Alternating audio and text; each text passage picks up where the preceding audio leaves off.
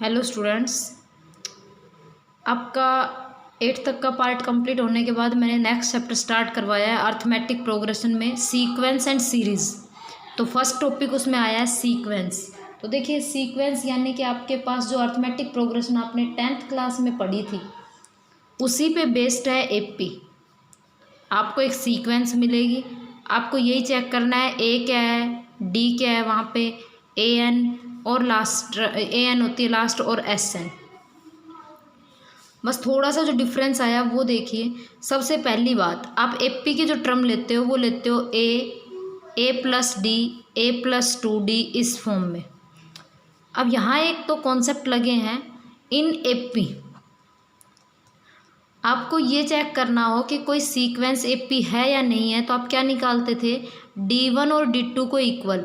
D1 की value होती थी A2 माइनस A1 और D2 की होती थी A3 माइनस A2। अगर ये दोनों पार्ट आपके पास इक्वल है, जैसे मान लो एग्जांपल लिया 2 4 6 अप टू सो ऑन, तो D1 निकलेगा 4 माइनस 2 और D2 निकलेगा 6 माइनस 4, यानी दोनों ही केस में आपका आंसर 2 आ रहा है। तो ये एपी थी।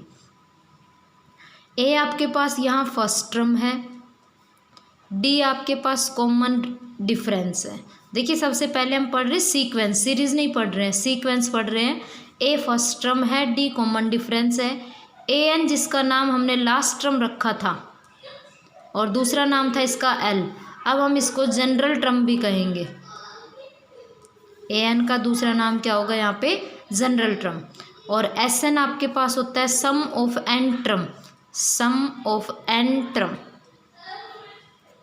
तो ये कॉन्सेप्ट है आपके 9.2 एक्सरसाइज के लिए जो आपके काम आने हैं। एक्सरसाइज सेम आपने 10th में की थी वैसे ही है, लेकिन मैं कॉन्सेप्ट आपको क्लियर करवा रही हूँ।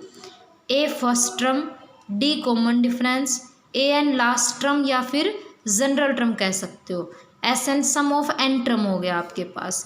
ए एन का फॉर्मूला क्या पढ़ा था आपने, A plus N minus 1 into D, और एस एन के दो फॉर्मूले थे n/2 into A plus L when last term is given, and second था आपके पास n/2 into 2a plus n minus 1 into D.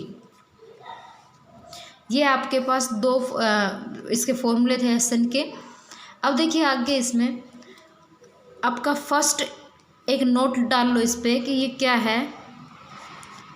If in an AP, if in an AP if sum of three term is given, then term is a minus d, a or a plus d, and second if sum of four term is given, sum of 4 term is given, then term होगी a minus 3d, a minus d, a plus d and a plus 3d। And last क्या होगा इसमें, if some of 5 term is given. जैसे आपको question मिल जाए कि किसी AP में आपके पास 5 टर्म का सम कुछ दे रखा है, तो आपको और प्रोडक्ट भी है और आपको यहाँ पे वो टर्म निकालनी है।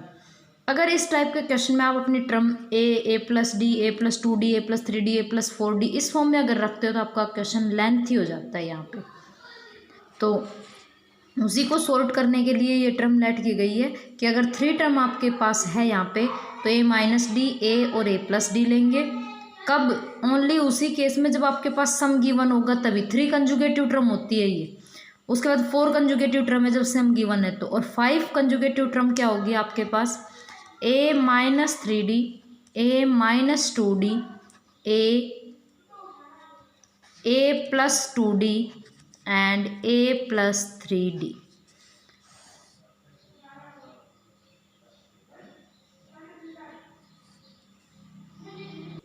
Sorry, a minus 2D, a minus D, a plus D और a प्लस 2D, क्योंकि 3D में तो इनका कॉमन डिफरेंस जो है वो सेम नहीं बन पाएगा। तो टर्म क्या बनी, ए माइनस 2d, ए माइनस डी, ए प्लस डी और ए प्लस 2d।